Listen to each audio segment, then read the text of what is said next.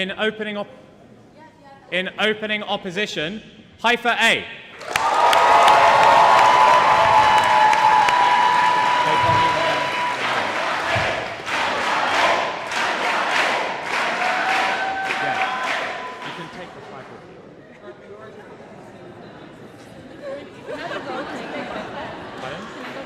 Can we have the Balkan one, man?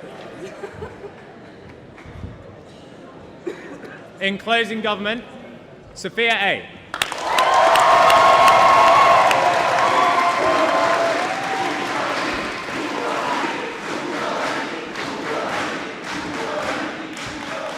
And in closing opposition, Belgrade A.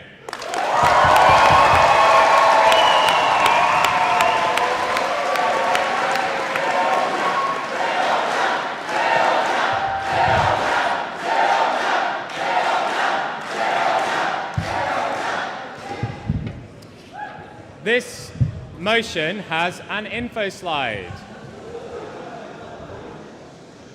It reads as follows. You are an atheist living in a country with a significant but not extreme degree of religiosity.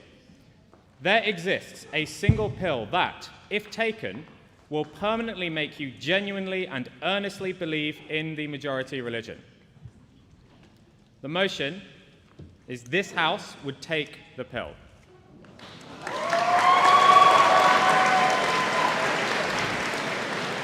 I will now hand over to the chair for the final, Tim.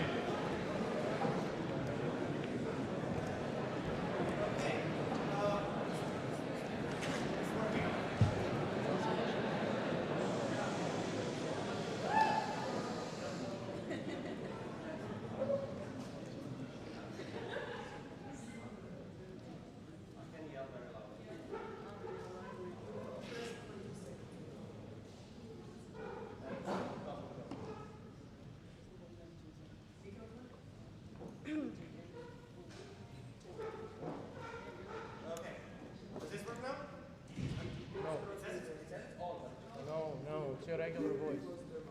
Okay. Assuming this works well, I'll just yell very loud. Cool. Before we start the debate, I would just like to go around the room and ask teams their speaking orders, preferred pronouns should we wish to declare them, as well as whether they consent to streaming, starting with the team in open government. Hada speaking first. Tamar speaking second. We consent. Opening opposition. Ayal speaking first, Cal second, no preference. Closing government. And streaming, CG, OO. Yes. Cool. And closing opposition. Hi, George speaking first, him. No speaking second, him. We consent, thank you. Okay. A couple of housekeeping notes. Please do time your own speeches. Kat will also be keeping time. Please do both give and take POIs. Engagement is very relevant to debate and will be valued in the final adjudication. Unless there are any relevant questions, I would now like to invite the Prime Minister to begin this debate. Here, here.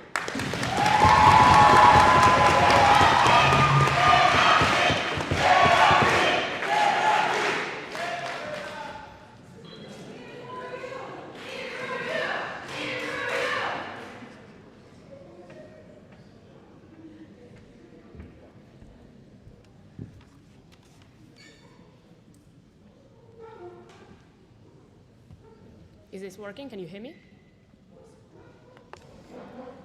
Starting my speech in 3, 2, 1.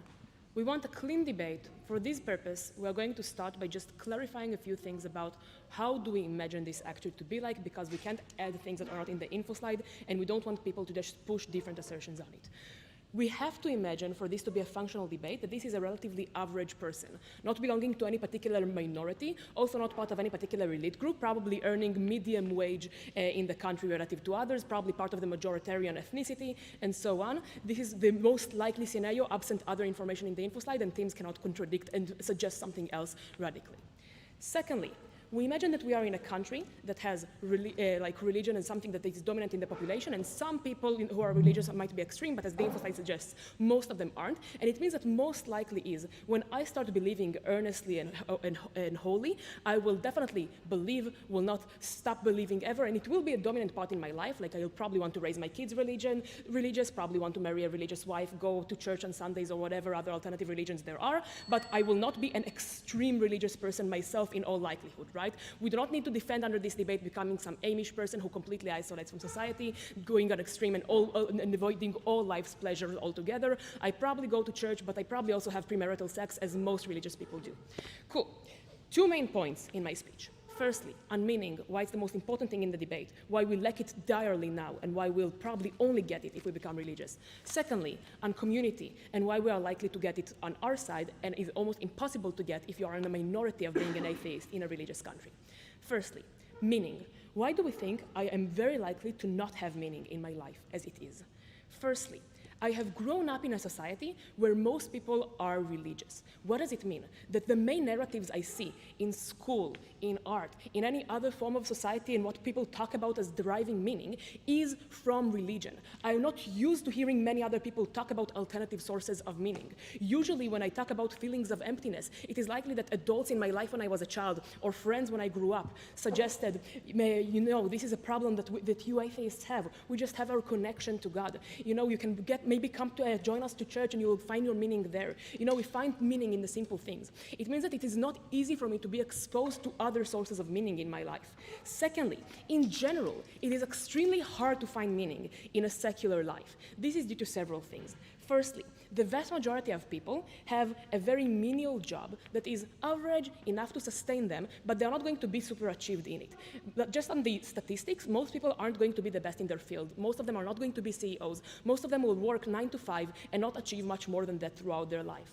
Secondly, they have a significant feeling of lack of control and understanding of the reality around them. Terrible things happen all the time that make us miserable, and we have nothing to do about it. I can get fired.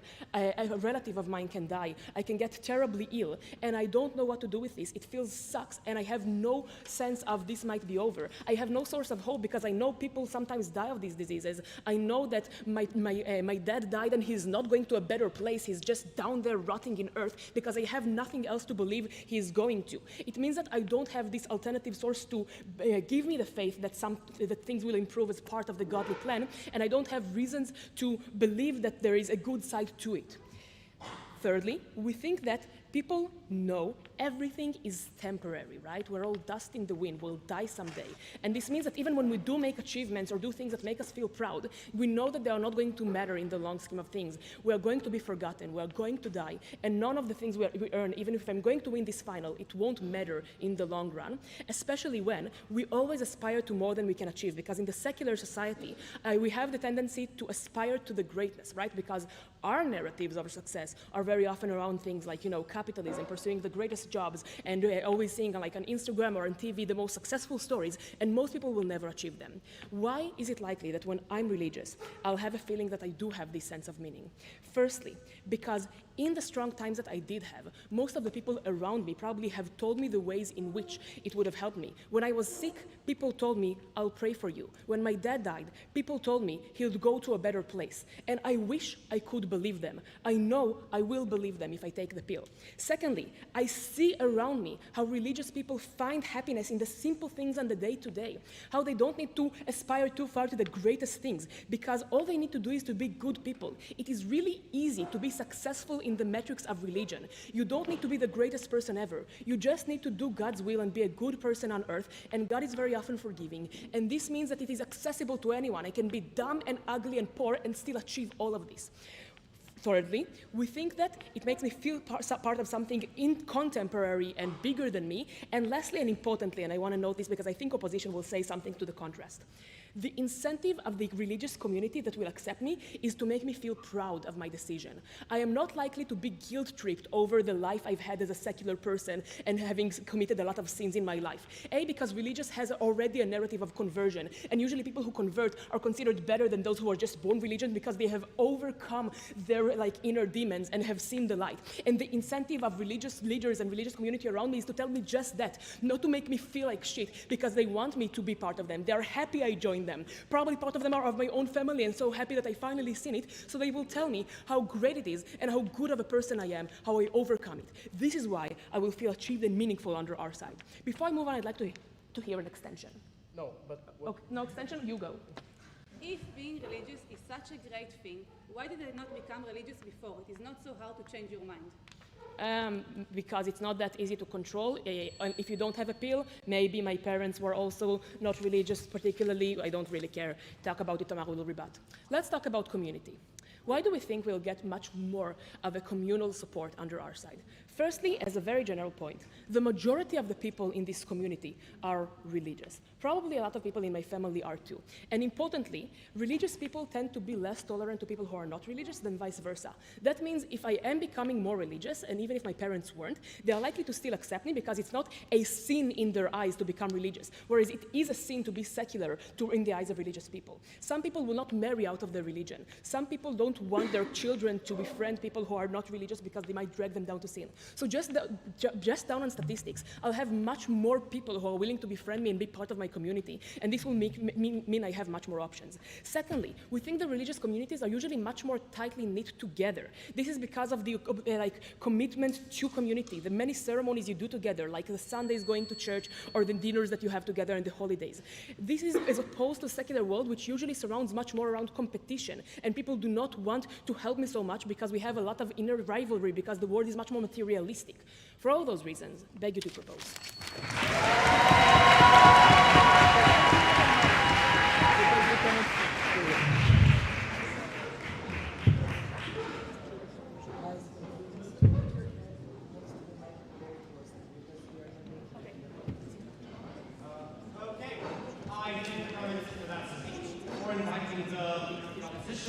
I would just like to ask speakers to speak slightly louder and closer to the microphone so you can be better audible, and to also use the microphone for POIs.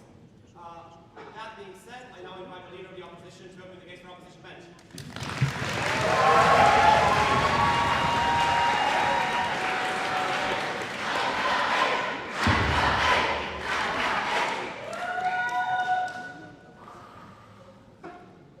Okay. Am I clearly audible?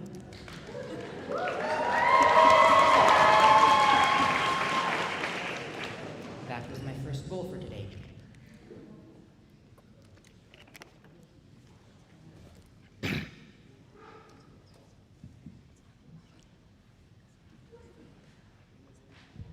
I will begin my speech in 3, 2, 1, with a lot of framing.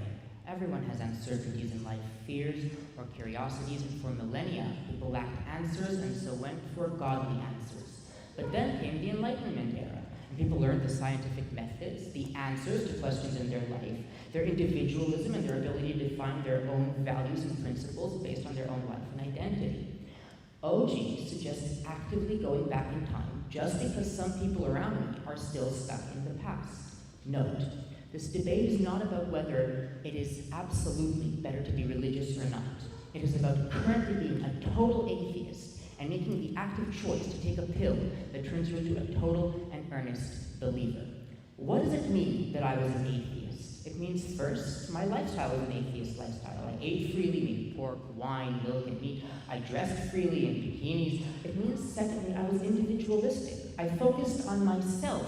Now, that means I wasn't too similar to my community, so I lacked their collective meaning and principles. But people have access to books and the internet and forums, and there are still atheist people in this country. It's not extremely religious, just significantly. So I still get to define my own individual principles. And thirdly, I'm likely far more liberal Like they said, religious people think that anyone who's not religious is a sin. Not religious people don't think that. I don't believe that one religion or one group of people are better than the rest, and I'm able to view them as equals and befriend or have interactions with all of them.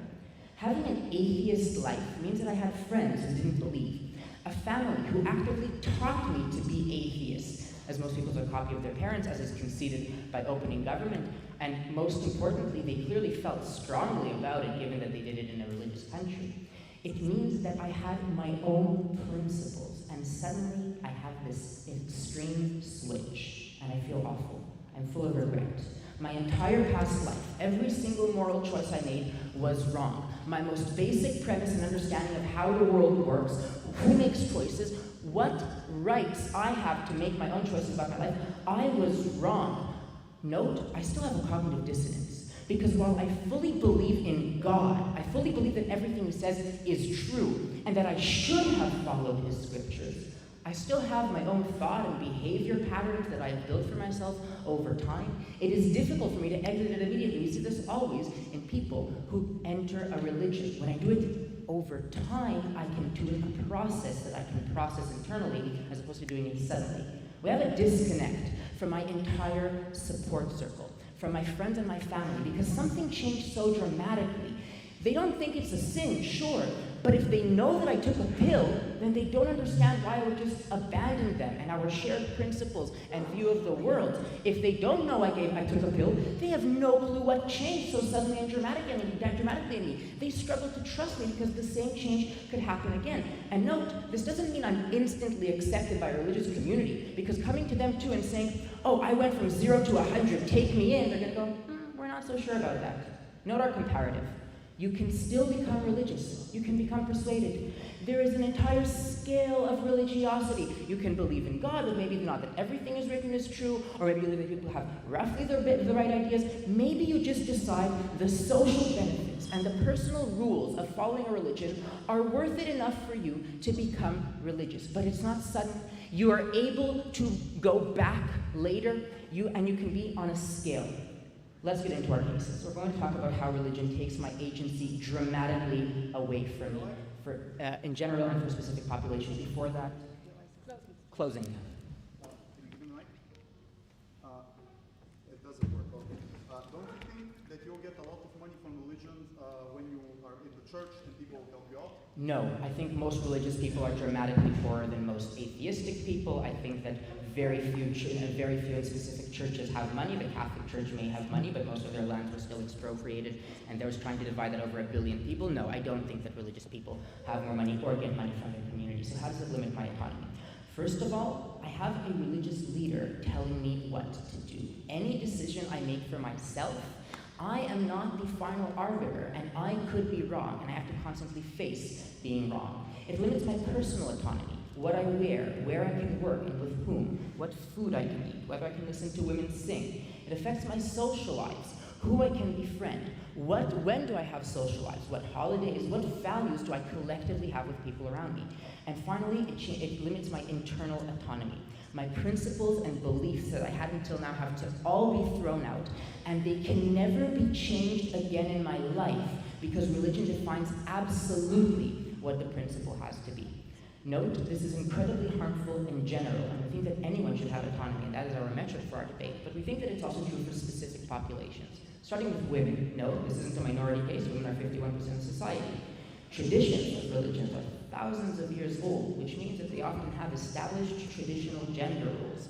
I could talk about my own religion, and you can all this is similar for yours. Marriages are arranged, oftentimes by parents, oftentimes exclusively within the religious community. Kids are incredibly valued, and religious people always have more kids than atheistic people, because that is how you increase the size of your religious community, and those are therefore the religions that survive over time. And thirdly, you have defined societal roles. There are certain social expectations. Maybe you have to sit at different tables, maybe one person has to do all the raising of the kids. This is something that may have remained as a norm in atheistic society, but then started to dramatically change because it was no longer being kept statically in place by this religion. My religious leaders, too, limit me whenever they tell me what to do, whenever they define my values, and whenever I think to myself, I'm so wrong, I'm so flawed. And then I might feel regret. I can never return to my atheistic life. I don't regret not believing. I regret feeling confident in myself. I regret looking at my past and being proud of it. I regret being happy about the friends I have, the scientific method I believed in, my ability, the truth that I knew. Finally, the belief itself in God has me living constantly in fear. God is an all-powerful being who decides what happens to me. He can decide if I die crossing the street. And I don't ever truly know if I'm doing the right thing in his eyes. Because while I go with my denomination, my cleric says something different than the cleric next door, and there's another denomination the province over, and maybe I got it wrong. Not the belief in God or religion, but the way I practice it. And then I could be punished for all eternity. No atheistic person believes in anything as scary as hell and limits their life in order to avoid that immense punishment. Because we think people should live for themselves, for their autonomy and agency, and not for a book a couple thousands of years old, even if they live in such a country. Go with opening opposition.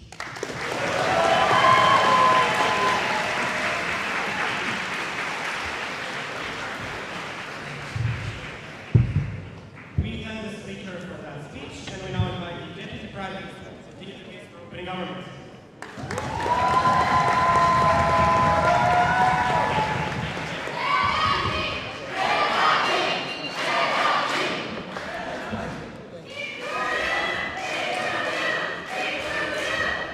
I'm short, okay?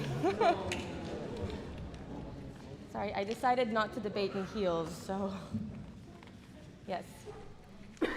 Okay, I also know that everyone does this and everyone hates this, but like, I genuinely feel so grateful to be debating with people I consider my friends.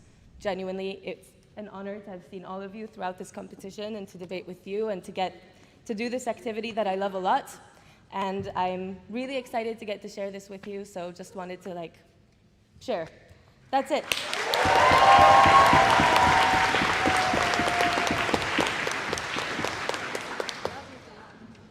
Okay, I'm going to start my speech in 3, 2, 1.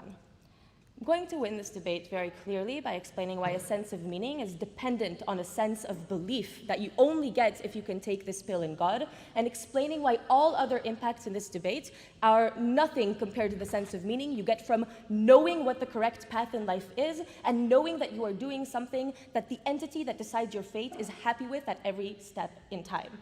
But then I'm also going to explain community and why we only get that uniquely on our side as well. Before that, a few pieces of rebuttal. The entire premise of OGO's case is extremism. Is the claim that if you're an atheist and your family is atheist, they necessarily hate religion, and if you are religious, you necessarily hate atheism. I reject this premise. I come from a family of non-religious atheists who love the religious culture, who have worked and grown up with people from religious backgrounds because of the majority of religious people in my country. It means they see them at work. It means they speak to them. It means certain aspects of religion were taught in school in a way that you can relate to and understand. It also means that they have seen people go back into faith and understand that religion in the past. It's not a sudden surprise. How can you suddenly be religious? And if you think that knowing you took the pill will cause harm, don't tell them, fine.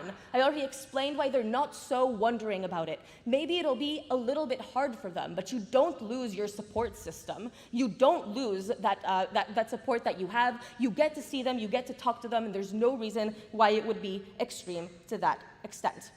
Then they talk to us about agency. First, I'm going to explain why agency is dependent on a sense of meaning anyways, and that I want the freedom to do things that make me feel like I have a positive impact in the world. That is dependent on having a sense of meaning. But first, I want to point out the lack of comparative coming out of O, right? Because they say you have a single person telling you what to do. You have so many people telling you what to do when you're secular. You have self-help books telling you to do opposite things all of the time. You have celebrities telling you what to wear. You have people telling you what you should behave like and what you should look like. The difference is, at least now, I have an answer. At least now, I'm not doubting every time I choose someone else if it's correct or incorrect. Now I have someone who tells me what I'm doing is correct. And notice they have an incentive to make me less fearful as well. No rabbi and no pastor wants me to walk walk around in constant fear because they want me to believe that they have the right answer so that I continue to listen to them and so that they can continue to save my soul. That means they're likely to tell me what good of a job I'm doing. They're likely to tell me how good my choices are. They're likely to tell me all of those things, and my community is likely to follow them as well, creating a feedback loop where I believe I am doing the right thing, therefore I am not fearful. And lastly, no, I really think that's all I have to say against OO. Let's talk about a sense of meaning. First of all, I want you to understand that this is dependent on true belief. If I don't believe that what I'm actively doing is the right thing, if I don't believe in God, if I don't believe that God is happy because I'm doing these things, I don't get that sense of meaning. So their claim that I can just be religious on the comparative is not understanding that without a genuine belief, these things don't carry meaning. Why is this so incredibly important? Notice that it's what gives us meaning out of everything. I have a relationship and it makes me feel good because I feel like I am important in someone else's life and I can give them warmth and I can give them love. This means that what creates that impact being meaningful in the first place is the fact that I have a place in someone's life and I'm having a positive impact and creating something good in the world. It's the same about having a job. If I had to go to a job that I didn't believe in, I just actively wouldn't do it because I would feel so terrible about myself having to do the same repetitive thing over and over again without believing that it's something good. But notice, those things don't last always for that long. I have a relationship and then I begin to doubt it. I have a relationship and things become habitualized. I have a job and I get used to it and it doesn't excite me anymore. The difference is when I'm doing things that just as a count of doing them, I am doing a good thing because just the action itself carries a sense of value. That is when it becomes meaningful. That is when I can deal with the doubt in my relationship. That is when I can deal with the lack of emotion, because the point isn't how I feel about it. The point is having done it in the first place, and we only get that with a genuine belief in a God that thinks that that is a positive thing. That is when I get that unique sense of meaning. 2, it mitigates all other harms. In religion, you have an habitual focus on the positive, because for every single thing you do, you have to say a prayer. You have to say thank you. You constantly have to be thanking God and thinking about what the good things in life are that they gave you are. This is a thing that becomes a habit. This means that every time something positive happens, I come back safely from a trip, or I have a sip of water, or even I manage to go to the bathroom, that is something I am thankful for, and I get habitualized into being thankful for all the small things. This means that when bad things happen, it doesn't take away my sadness. Obviously, I can still feel sadness, but in that moment, it takes the edge off. It means that I understand that there are still things to live for. I understand that there are still things that I can be thankful for and positive things in my life and focus on them. Yesterday, when we dropped out of the quarterfinal, I was really, really sad, but then I went outside and I thought about some of the positive things I have in my life, about a relationship I might have, about a family that's supportive of me and loves the fact that I do this activity and is probably watching me now and is supportive, and it made me feel better even though it really sucked. That is what you get on a day-to-day basis with everything when you have a belief in God and when you're constantly thankful. Before I continue, extension, please. No. Listen, given religion is lying down and scientific discovery basically tells us that God is a lie, your belief is likely to crumble just as your relationship with your boyfriend. The fact that this is genuine doesn't mean... No, I disagree. Because of the spectrum of religion, and because I'm likely to want to date someone who's religious as well, and because notice that all of this has nothing to do with religion dying out, but just my own personal relationship with God, even if there isn't anything outside of that. Also know that this means that my material benefits I know are fleeting. I know because there are stories in religion about suffering for our sins and sacrificing our firstborn child. I am understanding that these are things that are less important than the fact that I am constantly making God happy. That's even before I get to the point where, the political power I have as a majority in this country means that I'm likely to have access to resources and welfare. Even if my life is less good, it's going to allow me to continue taking the action that makes me feel good about everything else, because it's likely to continue to allow me to go to synagogue or to go to church or to go to prayer or to have access to the things that give everything else meaning in life. I didn't get to community, but I just still think that community is less important, because the only thing that's truly dependent on my belief in God and that you can't take away from me under any circumstances is the sense of meaning that makes me feel thankful and makes me have a purpose to live no matter what. For those reasons, please support.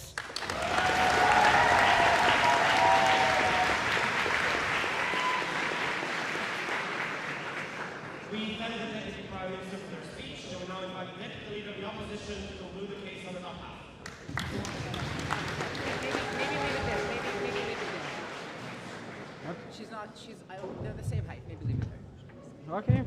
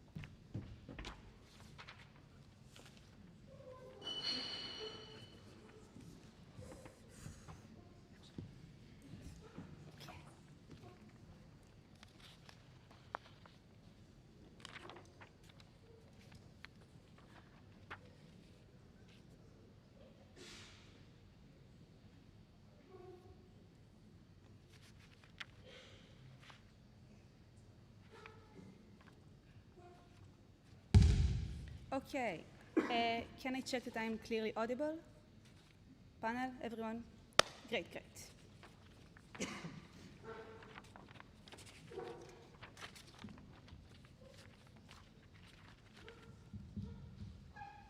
Okay, dear panel, I would like to say something. Thank you to everyone, Anna, coaches, friends, everyone. מקווה שאתם צופים בבית ונהנים. אם אני אדבר קצת מהר, אז...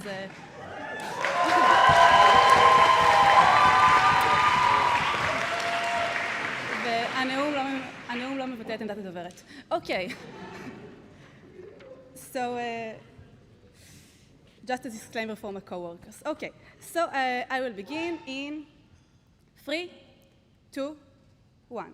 I'm going to talk about autonomy immediately. Before that, I want to do one quick rebuttal to the community point. I don't want to be this person, but Tamar thanked all of you for being her good friends, even if we are in secular, competitive society. I think most people do have a community. I don't need to have such a big community. I need to have some group of friends. If I was an atheist and I had this belief, I probably had some people who support me. I think people need 30 enough people. I think in society, the problem is not enough people. I think the problem is meaningful connections. And I can make meaningful connections when I have significant thing that connects me. Being atheist, where the majority is different, is something that connects me because I am different from a majority. It's like vegans mean minority, but supporting other vegans.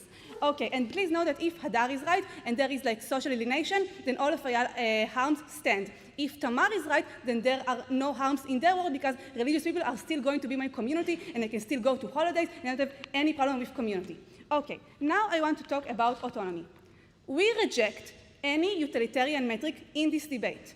I think that if we have lived in a matrix, or if I had the option to live in a machine that gave me continuing access to drugs, to endorphins, to food, that everything that filled all of my physical needs, and I would have no doubts in the world, it would sound like a horror movie. Most people would refuse to lie in a pod that gives them everything they need and fill them with endorphins where they feel happy all of the time, but they don't have autonomy and control. What makes me human? What makes people different from animals is their agency, is their autonomy, is their ability to affect their life story. OG tell you, well, you're always limited in the world. You have to work, there are social influence, like self-help books. That is true, but I still have autonomy in the most basic sense of the word. What I believe and what makes my identity, makes me, me. I don't think people believe every self-help book that I read, and even if there are influences, they are not complete, and they don't take away from me. I think that I lose a significant part of what makes me myself, human identity, when I take this pill. I lose my ability to first choose my own set of values. In religion, in almost all religions, God is above the person, and the reason we exist is to serve God. The modern narrative of atheism rejects this narrative and says we the people live for our people, and therefore we need to prioritize other things in our society. I lose this ability to have my self-prioritization. Secondly, just change the religion opposes, like I analyze, my gender identity, my preferences, my life, what I want to be and who I want to support. If I am listening to my religious leader, my ability who to vote for politically, what kind of thing to support, do I let immigrants in, or is it more important to have people of my own religion? Jews help mostly Jews by their religion. I think I can reject that. Thirdly, my faith. They don't have a monopoly on spirituality. If you really want to believe in higher power, you have faith, you have fortune, some sort of spirituality where I can choose to make my own narrative, to my own life. If otherwise I want to believe in the big bag and atheism, this is also a narrative that can be liberating. They tell us, well, if my work is hard, my life is hard. On their side, every time I have hard, every time I have doubt, I feel like I am not good enough. I am not happy in my part. This can be a narrative that's freeing for me. I can do what I want. And if I have a hard time, that is fine because I am not disappointing God, not disappointing anyone. Time will pass and we'll move on. I lose of all of these things forever. As a person, I lose my ability to create progress. If we would have done to be society, it would have seemed horrible. If we would have said, let's do it to a whole country, to a whole state, you would have been appalled because we take away the basics thing to make change. They say, well, I chose that. But I analyzed, firstly, why I'm likely to have regret, because I still want the same things, because I have understand atheism on a deep, basic level, because I was atheist. But even if not, even if I don't have any doubt, a choice you cannot go back from is not a legitimate choice. It is like being sold to slavery, which you cannot leave. Even if my master is good, a kind, I don't think it's something that anyone should do or would want to do. We think your average person would not want to do it. We know this as a society. We prioritize democracy. We prioritize giving people agency and control of their life, even if they make mistakes, even if it would have been better to brainwash them, and we oppose it when we see it. Opening. Yeah. My identity constantly changes because we grow out of debate and move away from friends and doubt our decisions. God is eternal, all-knowing, and always with me. Only on our side do we have a dependable and unquestionable sense of meaning that is permanent and I can't regret. Thank you. Let's go to sense of meaning. I think that they tell you they divide into two parts, yes? Everyday life and before death. I think death is less important. I can just push it to the back of my head, repress it. Most people don't think about dying everyday life. They are just busy in more immediate things. I can get meaning and satisfaction from my everyday life. About like everyday meaning, they tell us, well, I have no doubt, I am sure. As a religious person, that is simply not true. Religious people have many doubts. Am I religious enough? Am I doing the right thing? What God wants me to do? Right now it is Friday. Am I a good Jewish person for prioritizing myself and not preparing for Shabbat? I don't know. Secondly, if what I do is a good thing, is it the right form of religiosity? Thirdly, what denomination I choose? They said this country is moderate, not extreme, meaning there are different denominations, meaning that I am always in conflict. What should I choose? What should I do? Real extension? What is the meaning in life? The meaning in life is being here and doing what is right for me, what is right to my friends. In the book, The Person Looks for Meaning, written about the Holocaust, they say the meaning they found in the Holocaust was the meaning of having empathy and helping the person next to me, choosing who I want to be in this faith. When there are powers who want to oppress me, where there are different narratives, when there are different influences, I choose what to be me. When someone yells at me, I can choose how I want to react to that. We think this is what gives me meaning in everyday life. Secondly, about that maybe I have hardships and religion solve it. I think this is true. Maybe in some cases, religions can help me in some way, but I think I first analyze why it can also make it harder for me. Secondly, why I can get meaning from fixing my problems in my everyday life. If I have a hard time with my boyfriend, with my job, I can make meaning by making change. I can try to move to another job or change it myself. I can have meaning from the atheist belief. I think I also get meaning for being an atheist. Specifically when most of society is religious and I don't believe in religion, I can get meaning for speaking what I think is true, for creating a community of my own with my friends. Because we prove the most priority logical impact in this debate, because we win on the practical clash. On the principal clash of who should I be, easy or roll.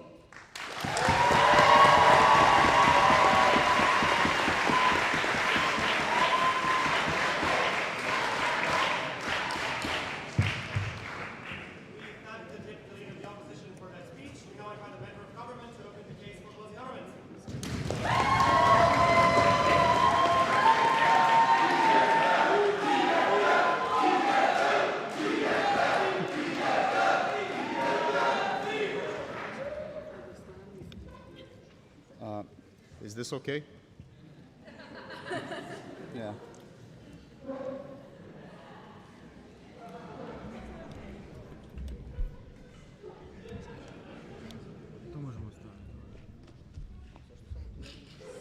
Is this okay? Yeah, like this. Okay?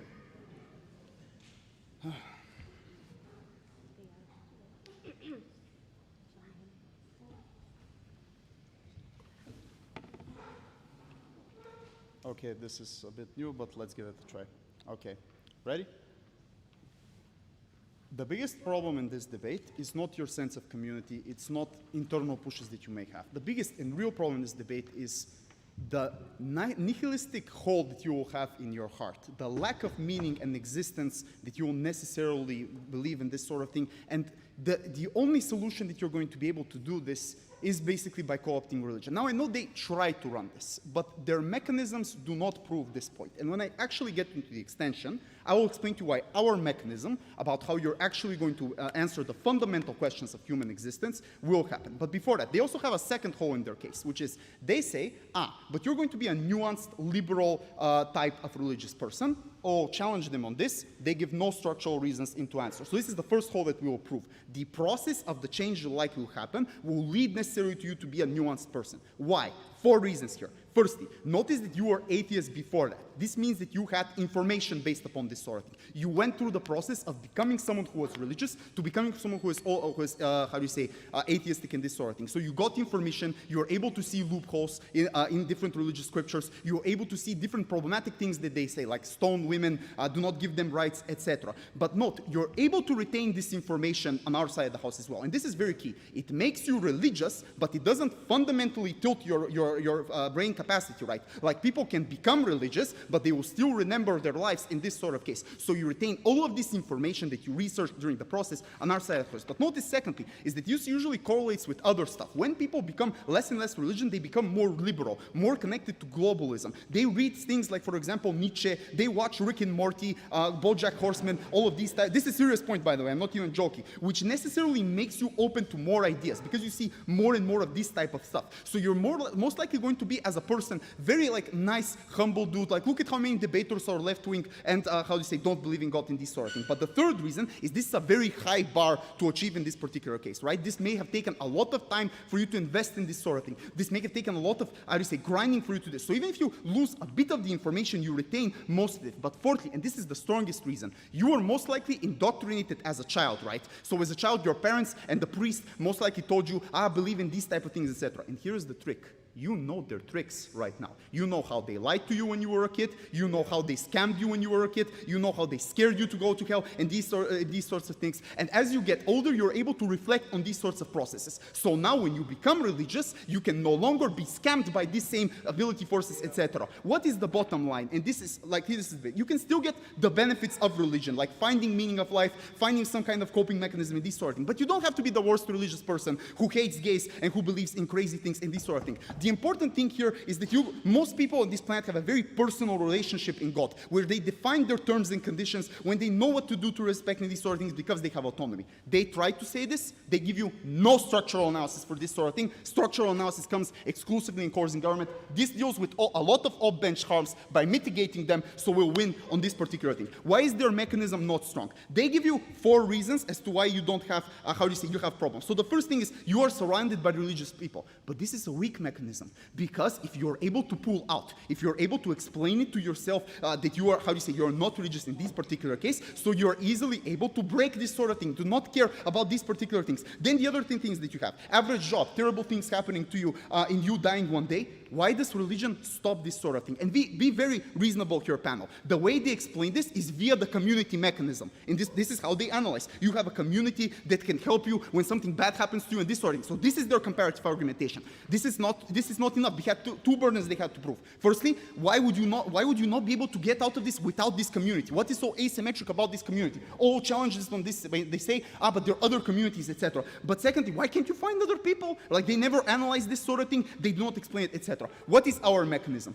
People necessarily ask themselves fundamental human questions. Why are we here? Why do we exist? Etc. Why do people do this sort of thing? Firstly, because we are sentient, we are predisposed to ask ourselves these type of questions, right? Because humans are curious beings, they want to know, etc. But secondly, because you're an atheist person, you are even more asking yourself these questions, because you structurally are likely to doubt, right? You're structurally likely to not care about these sort of things, etc. But the problem is that firstly, these things are always bigger than you. The universe, existence, all of these sort of things are bigger than you. They create a feeling of discomfort within you in this sort of case, of not being able to answer these particular things, etc. But secondly, there is no way to cope with this sort of thing, right? There is no way for you to cope with this undying existence and void that exists with you. So this is the moment when you turn to drugs, alcohol, to you to do very problematic things, to be depressed, to have these particular harms. This is the problem that all atheistic people have, right? It's not all the reasons OG give you. It's specifically the meaning of life in many of these cases. Now, how do you say? But notice, how do you say? Why is this counterbalanced on our side of the house? Firstly, religion gives you a plan, right? In order to, how do you say, I'll prove this structurally. In order for religions to be persuasive to people, they need to reach the lowest common denominator, right? So the fundamental human question, what is the meaning of life? What is the process? How does this plan look like? Going into heaven, doing particular things to this sort of thing. But second way this is fixed is that you can attach outcome, process to outcome, right? Love thy brother, be good people, donate to other people, etc. You can do these particular things, and you have always constant reminder within your head that you're able to do this. Before I get into third reason, yep.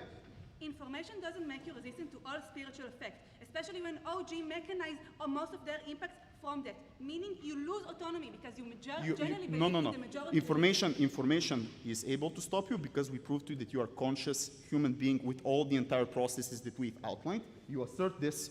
OG also assert this. We provide structural reasons, we win. But let's move on to the third thing. Religion also gives you specialty to human beings. We are all children of God. We are all God's reflection in these particular things. Something that is greater above us, right? Something that means more than the current world that we live in this particular case, right? So why is this so important? This is important because, you do not say this. This is important because it allows you to stop these particular things. It allows you, when the nihilism stuff happened to you, for you to counter it, to say, there is a God in this particular case. There is a plan. There is an image in many of these sorts of cases. You are able to access this sort of thing, to stop yourself from feeling bad, to stop yourself from having to take drugs, to have a coping mechanism.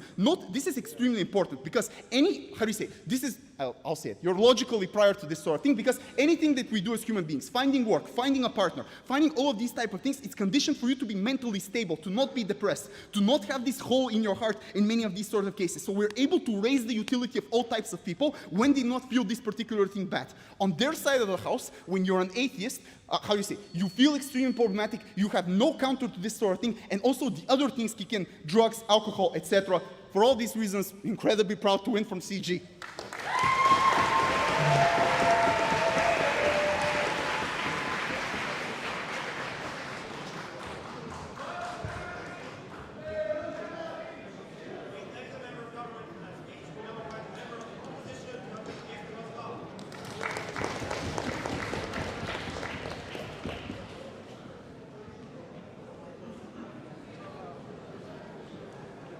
Thank you, man. Thank you.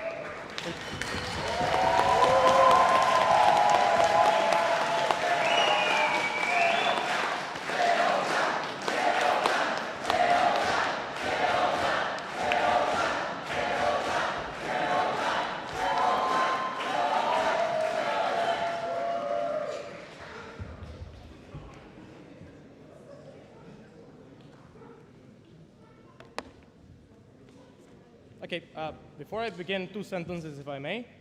So this debate marks the end to a, say, 3-week period for me and Novak of non-stop debating. We had a lot of success in that period, so I was very fruitful and also very fun debating with him. And I also want to say that representing the University of Belgrade in this period was an incredible pleasure and the utmost honor for me. So thank you, everyone.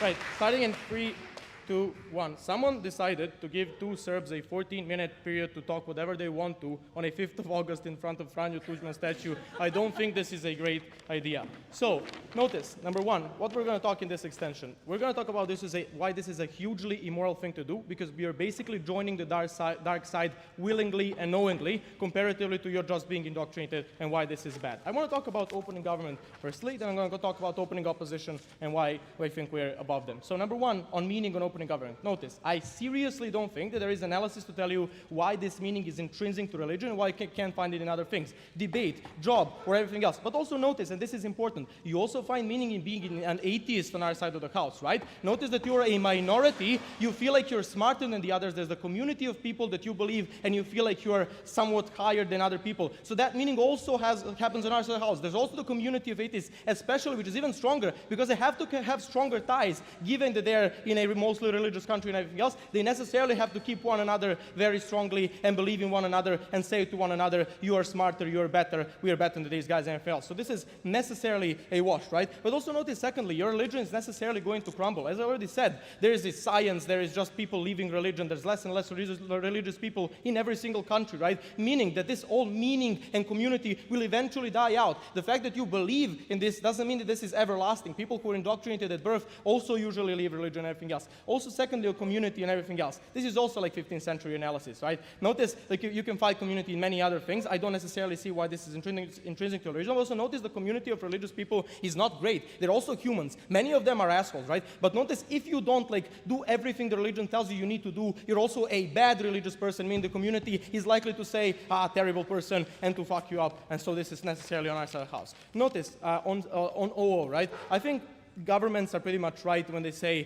that this losing of agency happens anyways because we change as people, so it's not really, that I don't necessarily see the analysis on why this is so important. And finally, CG tells us, and I think this is important also for our case, they tell you, but you have all the information, you're not going to be a toxic asshole or anything else. I don't necessarily think that they can run this because, I mean, it kind of seems to be like a little bit of a scroll, but even if it's not, notice that this pill makes you indoctrinated on the other side, right? So even if you have some information from your birth, this pill necessarily means you get heavily indoctrinated on our side of the house, so you lose all the information about priests being terrible or the religion being terrible and anything else. I also think you can't necessarily balance out this, right? So notice that you're surrounded with religious people, you're also like hated by others if you're not real religious people, and if a religious person, if you say priest is a terrible person, they're likely to abandon you, tell you terrible stuff and everything else. But also you feel like your belief is not genuine if you necessarily feel like you have other information that tell you that like your priest is an asshole and everything else. So I don't necessarily think that they can run it. So what do religions look like? And this is the beginning of the extension. What do religions look like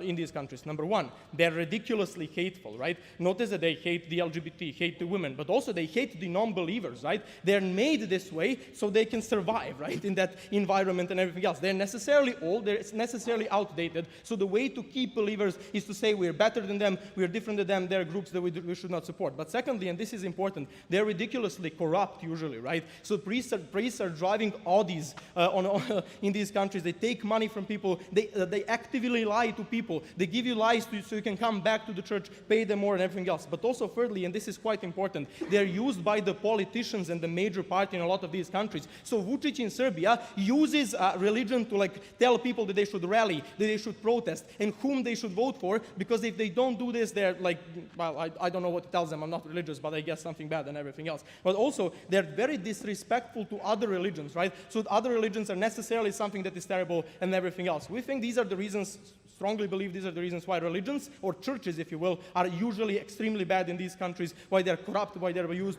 by politicians and everything else. So why do we think this is an immoral thing? Notice that you, on their side of the house, choose willingly and knowingly, having all this information, to join the dark side, right? You said, I will join these guys because I want community and meaning. Meaning that even if they can prove community and meaning, this is necessarily terrible because you prioritize your own feeling of community and meaning to join a gang of people who hates others and who feel others are less important than them and everything else, right? Notice, here's an intuition pump. Joining the right-wing party might be good. I guess there's some sort of community there. I also guess there's some sort of meaning. I guess yes, you're going to get a lot of benefits from it and everything else. We still think this is immoral on our side of the house, right? We don't think that you have you shouldn't join them just because they give you meaning and everything else. So notice, and this is important, right? If I can prove to you that religions are terrible, or at the very least that you know that religions are terrible, even if we can't necessarily prove that they are in every single instance, right? You know, you have the information, or at least fake information,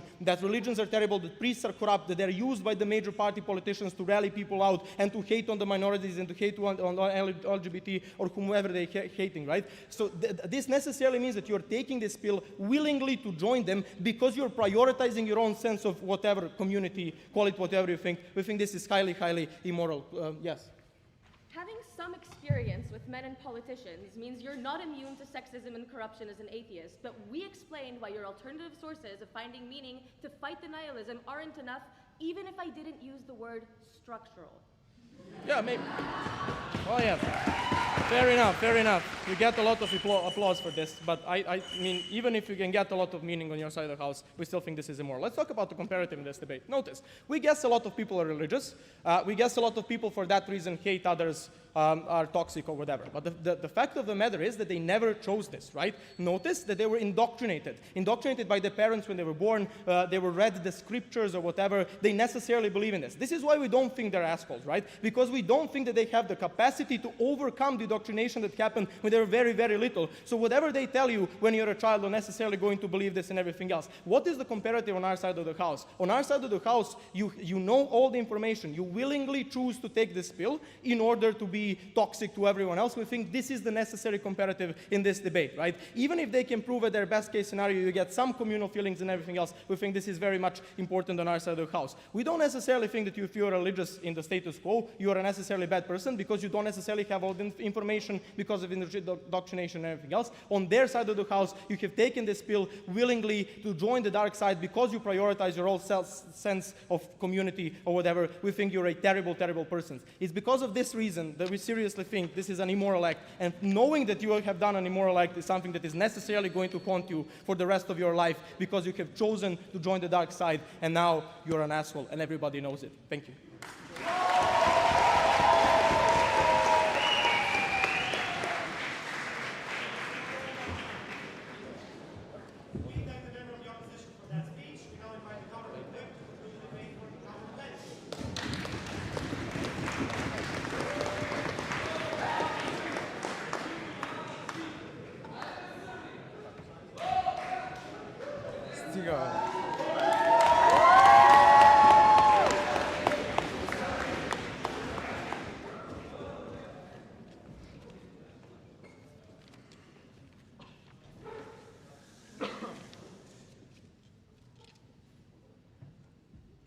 Am I audible?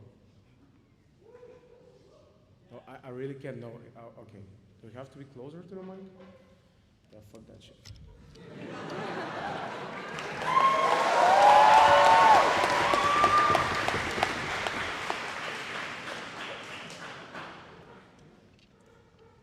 I see why it's good to be told, man.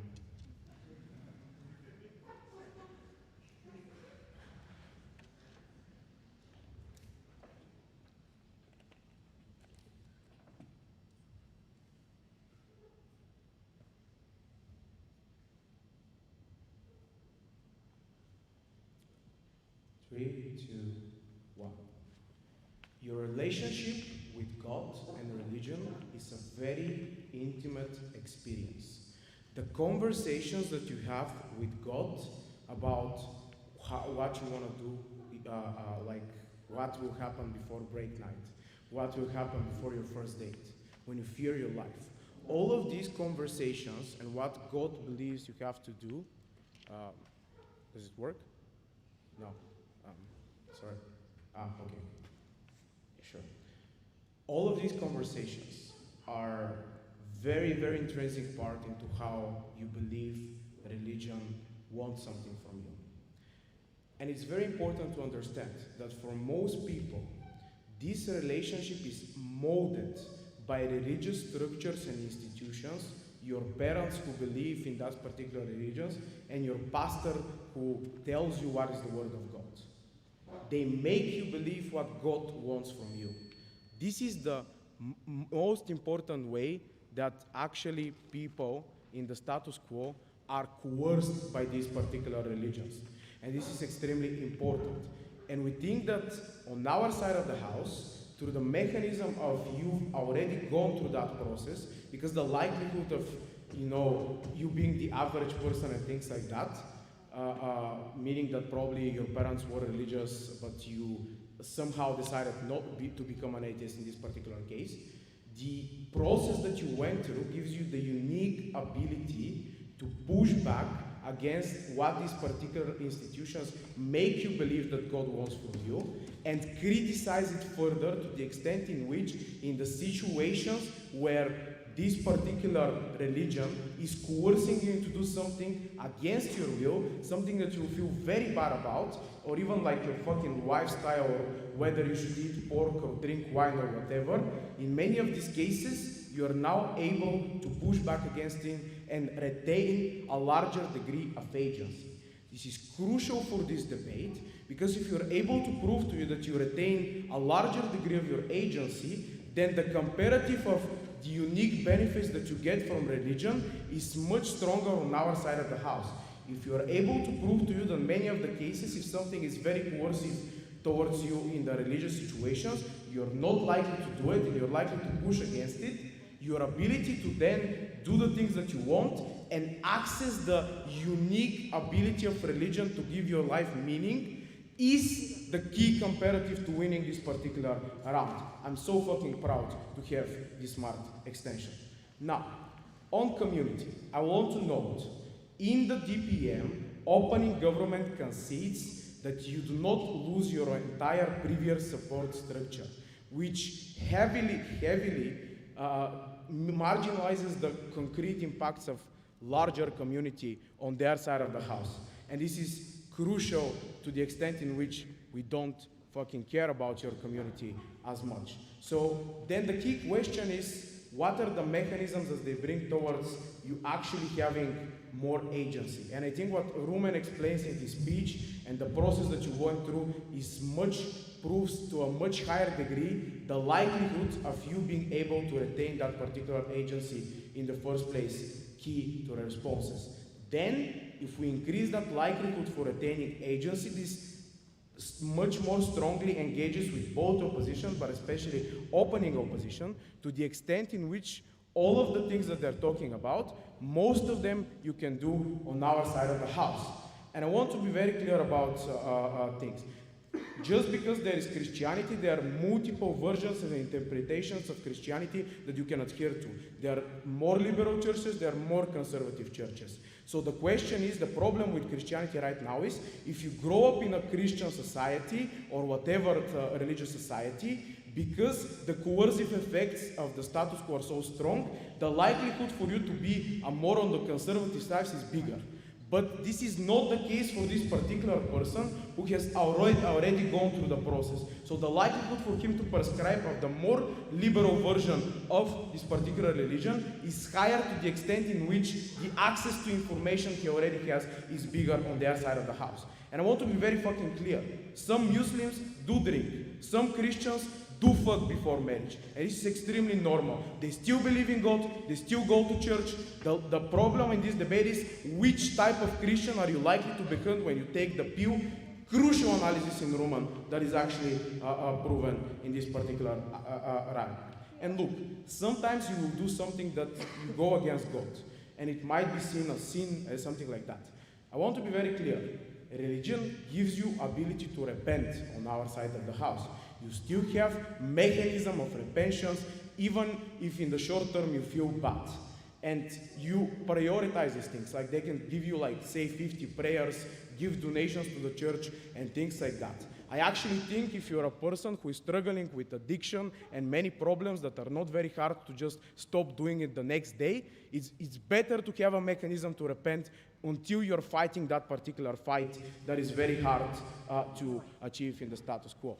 I think also for opening opposition, the biggest problem is that they basically say you're going to regret certain life experience that you cannot do right now. I think we already proved to you why this is not like the case in which you prescribe to the more liberal, no thank you, liberal version of history, of religion, but also I think that to the extent in which on our side of the house you're still bound by certain experience.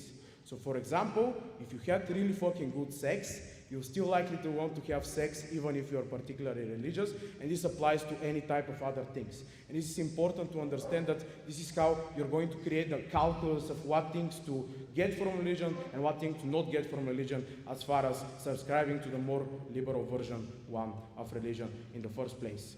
CO, they say your belief is not genuine. Fuck you, I have a magic pill, it's a fucking genuine thing. I will not need to prove likelihood. I think they literally don't prove any impact on you being a traitor. Maybe you feel bad a little bit, maybe you not feel bad a bit.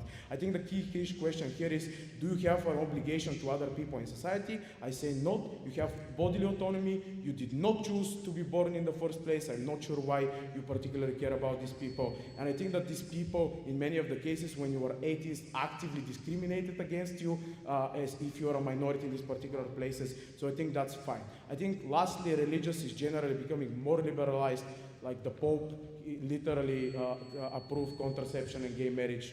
I think this is not an issue for the long term. Thank you very much.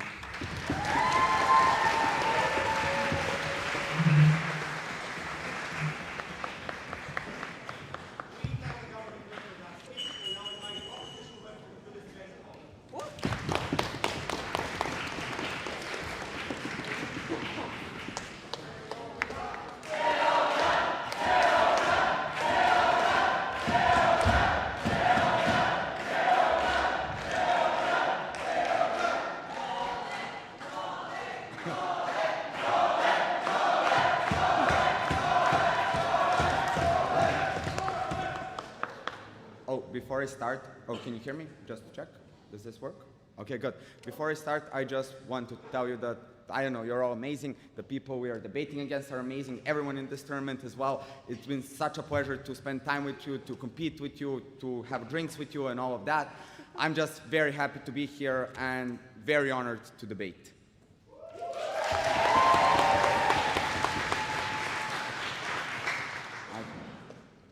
3, 2, 1.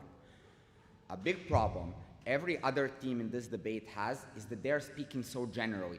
Their analysis could be placed in any place of the world. Why is religion good? Well, it gives you a sense of community, meaning, and so on. Closing also says meaning, but a little bit more different, and so on.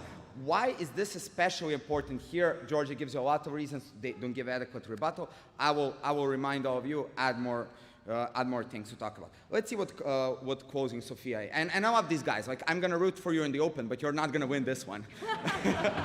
Here's the thing.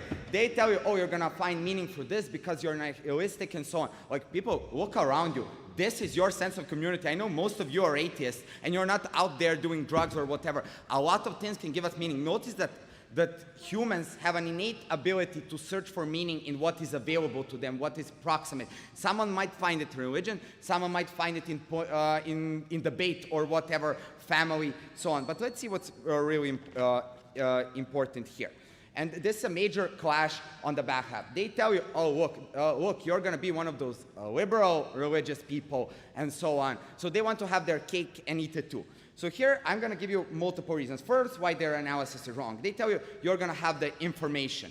Look, obviously, when you take the pill that changes your brain so thoroughly that it makes you be religious, it's strong enough to make you at least doubt this information. You're not going to have this marketplace of ideas where you're objectively going to choose what is right or whatever and then become the perfect version of you. That obviously doesn't happen. Here are the other reasons. Notice in the countries we are talking about, we don't have all these different churches that you can choose from. You usually have like one dominant church, and you have a dominant narrative of what it is like to be religious, what you believe. But also you have a community of religious people that have a single way mostly of looking at things. And like, notice that you're the average person. You're not this super scientist guy that takes this pill. You're the average person. If you turn into a religious person, you're probably going to be an average religious person here. Then they tell you, you know what it's like to be indoctrinated when you're a child. That's pretty much similar to information or whatever. But notice, even more importantly, what's the thing?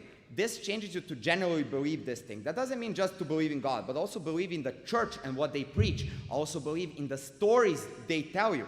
What does this mean? This means that you're far more likely to actually distrust the information you were previously taught, because that's also what the church tells you. But also notice that you have a cognitive bias. When something is so important to you in your belief, you're probably gonna value that belief over other things, and you're gonna disregard the other information that you have. Also notice that then you will spend time with your community, go to church and so on. Like pretty much you will be surrounded by more religious people that will enforce the dominant religious belief in your country, later if I have the time. Okay, no, later, at the end, guys. You know how this works. Okay, so you're most likely really gonna be gonna distrust all the information, even if you learned it before. And if you don't believe me, like go to talk to a genuine religious person and tell them about the Big Bang, and tell me when you give them information whether they will simply go, oh yeah, you're right, this doesn't make much sense, I believe you now. So no, you're most likely going to be a standard religious person. And what does Georgia tell you this means, and why this is the most important thing in this debate? It means in these countries that you will be joining a very hateful, very corrupt, very political group that's one of their main purposes is to further their own narratives, their own financial goals, their own political goals. You are basically, and you have the choice to do this, you are choosing to become one of their soldiers, to further enforce their narratives, to pressure other people into believing it, to give your money to them and fund their endeavors and all of this. We think this is deeply immoral. What does this mean on the everyday? Not only are you supporting, voting with them, voting for corrupt, like far-right people, but also you're probably going to do it in your everyday life. OG tells you you won't be a member of the minority. Sure, maybe you won't be LGBT, but maybe one of your kids will be. Maybe one of your grandkids, maybe your niece. Those are the people that you will be taught and that you will generally believe are sinning, are deeply wrong, whatever. You will distrust your colleague. And so on, because he's of a different religion. Maybe you won't give him a promotion, maybe you won't give him a job, maybe you will just hate spending time with him, because what is wrong? Why can't he realize that your religion is the right one?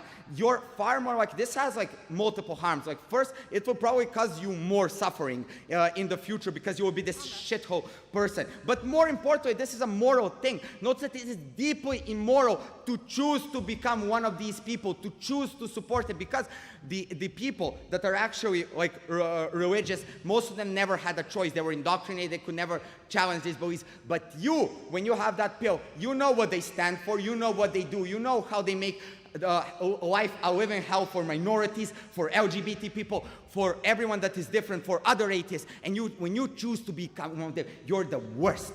You are becoming their soldier. Well, what does Ochi tell you? Oh, look, other politicians can be sexist. Sure, and we would say that it is deeply immoral to actually like support any of them when you know it. But for these people, you know, opening. Top have agreed your parents are likely secular, so indoctrination is an assertion and a knife. We showed you likely have religious friends and don't view them as the dark side. Here's the thing. It doesn't matter. Maybe they're secular, maybe they're not. Once, for all the reasons I give you, and also you become a part of this community. We characterize what religion is in these countries, how it works, how it functions. No one actually gives you framing into any of that. That's why we can claim that once you become a member of this community, once you're exposed to the sort of biases they have, over time especially, you will become more hateful and so on, and you will enforce them. Of course you will enforce them. You are one of them. You genuinely believe that's this motion. You guys cannot claim that you get this massive sense of community, but you're still this liberal guy that really doesn't follow religion or whatever. You either believe in their stories, in their narratives, in their leaders, or you don't. We say it is far better to choose not to become one of them, not to become one of the people that make life worse and worse for people around you, but also for other innocent people. Let's compare ourselves to TOFHAB. On one side, we have maybe more agency and so on. Well, on the other side, we have maybe more community, meaning whatever.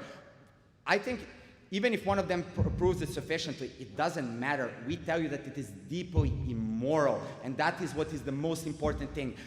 Even if it gives you more meaning, more community, even if it makes your life 100 times better, I would never join one of those people, never sacrifice the well-being of other innocent people just so I can get more meaning. This is deeply immoral to do. That's why we win over everyone else. And I am incredibly proud to stand here with Georgia, debate and press for this motion. Thank you all.